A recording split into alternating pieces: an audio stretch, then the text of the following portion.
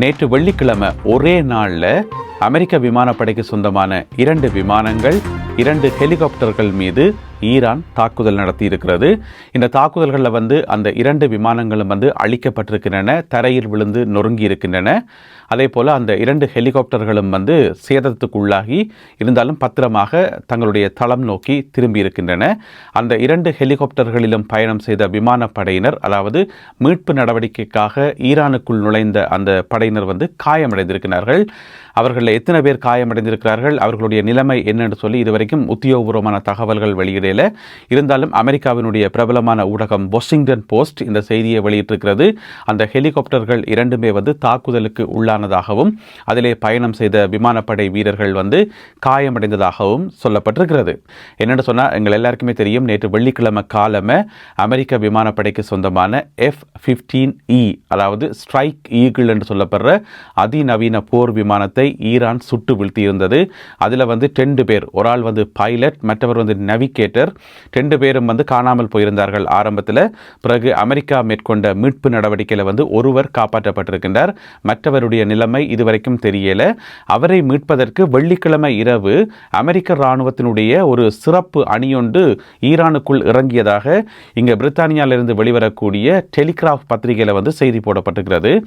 ஆனால் அந்த செய்தி வேறு எங்குமே போடல, வேறு எந்த ஊடகங்களே, மிக முக்கியமாக அமெரிக்க ஊடகங்கள் அந்த செய்தி போடப்படல. ஆனால் டெலிகிராஃபில் மட்டும் அந்த செய்தி போடப்பட்டிருந்தது. இப்போ நீங்கள் பக்கத்தில் பார்க்குறீங்க, அதில் மட்டும் போடப்பட்டிருந்தது. இந்த மாதிரி ஒரு ஸ்பெஷல் டீம் ஒன்று உள்ளுக்கு இறங்கி இருக்குன்னு சொல்லி. எனவே விடிஞ்சா பிறகுதான் மேலதிக விவரங்கள் தெரிய வரும். உண்மையிலேயே ஒரு டீம் இறங்கினதா, அவர்களால் அந்த விமானியை காப்பாற்ற முடிஞ்சதா, என்ன ஏதென்று சொல்லி.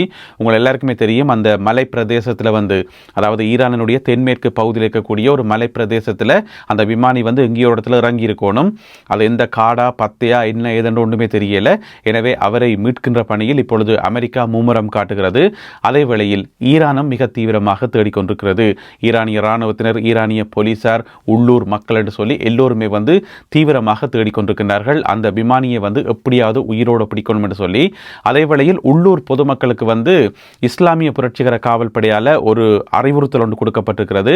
அந்த விமானியை நீங்கள் கண்டிங்கன்னு சொன்னால் எதுவுமே செய்யக்கூடாது, எந்த விதமான தீங்கும் செய்யக்கூடாது, அப்படியே நீங்கள் ஆளை கூட்டிக் கொண்டு எங்கள்கிட்ட ஒப்படைங்கன்னு சொல்லி உள்ளூர் பொதுமக்களுக்கு சொல்லப்பட்டிருக்காம். ஏன்னு சொன்னால், உள்ளூர் பொதுமக்கள் நிறைய பேற்ற கையில் துப்பாக்கிகள் இருக்குது. எனவே ஒரு பதட்டத்தில் ஏதாவது விபரீதமான வேலைகளை பார்த்துடக்கூடாதுன்றதுக்காக முன்கூட்டியே இஸ்லாமிய புரட்சிகர காவல் படை சொல்லியிருக்குது. ஆளை எந்த விதமான சேதமும் இல்லாமல் பத்திரமாக கொண்டு எங்கள்கிட்ட ஒப்படைங்கன்னு சொல்லி. இதுக்கிடையில் அவரை கண்டுபிடித்து தருபவர்களுக்கு $60,000 அமெரிக்க அன்பளிப்பாக வழங்கப்படும் என்று சொல்லி அறிவிக்கப்பட்டது தானே. அதுக்கு இப்போ ஈரானில் இருக்கக்கூடிய உள்ளூர் வர்த்தகர்கள், பெரிய பெரிய கோடீஸ்வரர்கள் அவர்களாகவே முன் வந்திருக்கிறார்களாம். அந்த தொகையை நான் கொடுக்குறேன்னு சொல்லி நிறைய வர்த்தகர்கள் முன் வந்திருக்கிறார்கள் என்று சொல்லி ஈரானிய ஊடகம் ஒன்றில் செய்தி போடப்பட்டிருக்கிறது. அடுத்த முக்கியமான சம்பவம், 2வது விமானம் A-10 தண்டர்போல்ட். அந்த விமானம் ஹோர்முஸ் நீரிணைக்கு அருகாமையில் விபத்துக்குள்ளாகி கடலுக்குள் விழுந்ததாக சொல்லப்பட்டது. அதனுடைய விமானி வானத்தில் தூக்கி வீசப்பட்டு அதுக்கு பிறகு அவர் பரசூட்டில் இறங்கி பிறகு மீட்பு படையினர் வேகமாக சென்று அவரை ஹோர்முஸ் நீரிணைக்கு அருகில் வைத்து மீட்டதாக சொல்லப்படுகிறது. ஆரம்பத்தில் அது ஒரு விபத்து என்று தான் சொல்லப்பட்டது. ஆனால் இப்போ செய்திகள் வெளியாகி இருக்கின்றன, அதையும் ஈரான் தான் சுட்டு வீழ்த்தி இருக்கிறது. எனவே நேற்று வெள்ளிக்கிழமை காலை நேரத்தில் ஒரே நேரத்தில் 2 விமானங்கள் மேலே தாக்குதல் நடத்தி இந்த 2 விமானங்களுமே சுட்டு வீழ்த்தப்பட்டிருக்கின்றன. என்னென்னா, அந்த விமானத்தில் தாக்குதல் இடம்பெற்ற பிறகு அதில் ஒரு பைலட் தான், அதாவது இந்த A-10 தண்டர்போல்ட்டில் ஒரு பைலட் தான். அந்த பைலட் உடனடியாக குவைத்தில் இருக்கிற கட்டுப்பாட்டு மையத்துக்கு தகவல் அனுப்பியிருக்கார். இந்த மாதிரி இந்த லொகேஷனில் அட்டாக் நடந்திருக்குன்னு சொல்லி உடனடியாக தகவலை அங்கே குவைத்துக்கு பாஸ் பண்ணிட்டு தான் அவர் பரசூட்டில் குதிச்சிருக்கிறார். அப்போ உடனடியாக குவைத்திலிருந்து விரைந்து வந்த அந்த மீட்பு அணியினர் அவரை காப்பாற்றியதாக சொல்லப்படுகிறது. அவருடைய நிலைமை என்னென்று தெரியல, காயமடைந்தாரா என்ன ஏதென்று சொல்லி தெரியல. எப்படியான கண்டிஷனில் மீட்கப்பட்டார் என்ன ஏதென்று சொல்லி மேலதிக விவரங்கள் வெளியாகல. எனவே ஈரான் நடத்திய தாக்குதலில் இந்த 2 விமானங்களும் சுட்டு வீழ்த்தப்பட்டிருக்கின்றமை இப்பொழுது உறுதிப்படுத்தப்பட்டிருக்கிறது. அதே வேளையில் 2 ஹெலிகாப்டர்கள், அதாவது பிளாக் ஹாக் என்று சொல்லப்படுகின்ற இந்த மீட்பு நடவடிக்கையில் ஈடுபடுகின்ற அந்த 2 ஹெலிகாப்டர்களும் வந்து சுடப்பட்டு சேதமடைந்து இப்பொழுது பத்திரமாக அவர்களுடைய முகாம்களில் கொண்டு போய் இறக்கப்பட்டிருக்கின்றன. நேற்றைய காணொலியில் வந்து நிறைய பேர் கீழே கொமெண்ட்ஸில் கேட்டிருந்த நீங்கள், அது சரி, இந்த விமானங்களும் ஹெலிகாப்டர்களும் வந்து ஈரானுக்குள்ளே வந்து தாழ்வா தானே பறந்தது மீட்பு நடவடிக்கையில், அப்படி தாழ்வா பறக்கைக்குள்ள ஏன் யாருமே சுடையிலையா, இஸ்லாமிய புரட்சிகர காவல் படை சுடையிலையான்னு சொல்லி கேட்டிருந்தீங்க தானே. இப்போ அது சம்பந்தமாக ஒரு வீடியோ வந்திருக்குது. ஒரு இடத்துல வந்து ஒரு மலைப்பகுதியில் வந்து ஈரானிய போலீஸார் போய் நிற்கிற வாகனத்தில் பார்த்தா 2 ஹெலிகாப்டர்களும் அடுத்தடுத்து தாழ்வா பறக்குது. அப்போ ஈரானிய போலீஸின் கையில் வந்து பெரிய அளவில் சக்தி வாய்ந்த துப்பாக்கி ஒன்றும் இருக்கிற போறதுக்கு, நோமல் துப்பாக்கி தான் இருந்திருக்கும் போறதுக்கு, அதில் செய்தியில் போடப்பட்டிருக்கிறது சிறிய வகை துப்பாக்கி தான் அவர்களுடைய கைகளில் இருந்தென்று சொல்லி அதை பயன்படுத்தி அவர்கள் அந்த ஹெலிகாப்டர்களை நோக்கி சுடுகின்ற காட்சி இப்பொழுது வீடியோவாக வெளியாகி இருக்கிறது. அதனை பார்க்கலாம். هلیکوپتر آمریکا هم نیرو نظامی هم یک دشت بزا به نازمت بزا.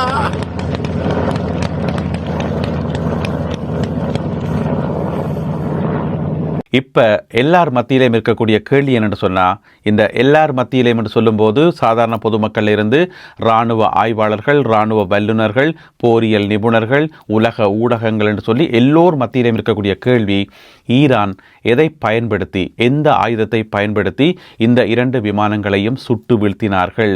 அந்த ஆயுதத்தை ஏன் இவ்வளவு காலமும் வெளியில் எடுக்கல? இப்போ ஈரான் மேலே தாக்குதல் நடக்கிறது, விமான தாக்குதல் நடக்கிறது முதல் தடவையா? இல்லை தானே. கடந்த 1 மாதமாக நடந்து கொண்டிருக்குது.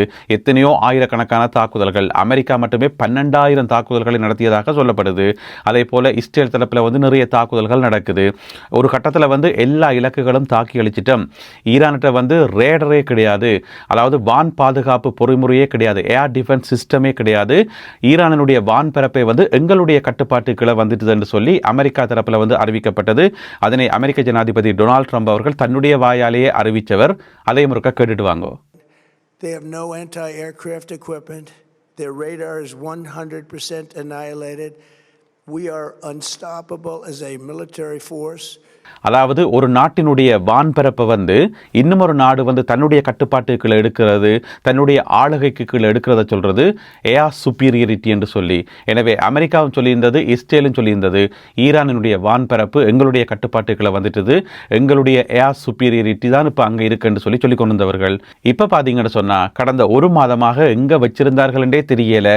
திடீரென்று ஒரு ஆயுதத்தை கொண்டு வந்து, என்ன ஆயுதம்னு தெரியல, இதுவரைக்கும் பாவிக்காத ஒரு நவீன ஆயுதமா என்ன எதன்னு தெரியல, ஒரு ஆயுதத்தை கொண்டு வந்து இந்த 2 விமானங்களையும் சுட்டு வீழ்த்தி உலகத்தை அதிர்ச்சிக்கு ஆளாக்கி இருக்கிறார்கள் ஈரானியர்கள், ஈரானிய இஸ்லாமிய புரட்சிகர காவல் படையினர்.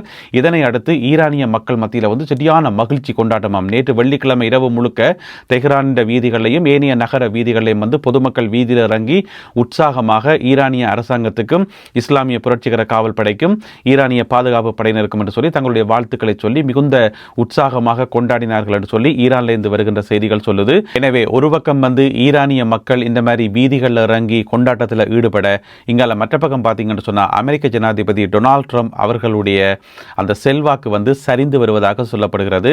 அவருக்கு வாக்களித்த அவருடைய ஆதரவாளர்களே இப்பொழுது மனம் சலித்து விட்டார்கள் என்று சொல்லப்படுது.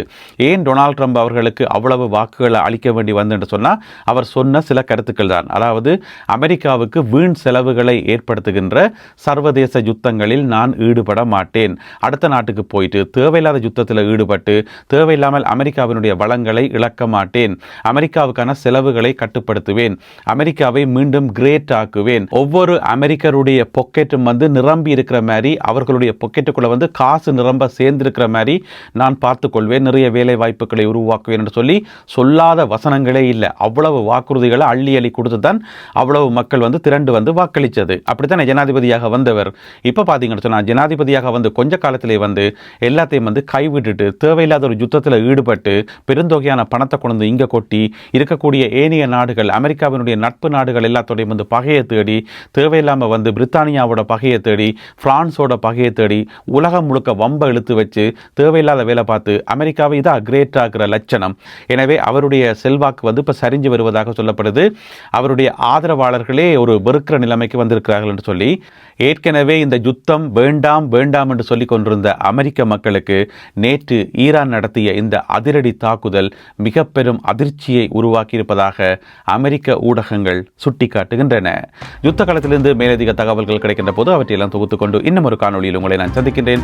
அதுவரை நன்றி, வணக்கம்.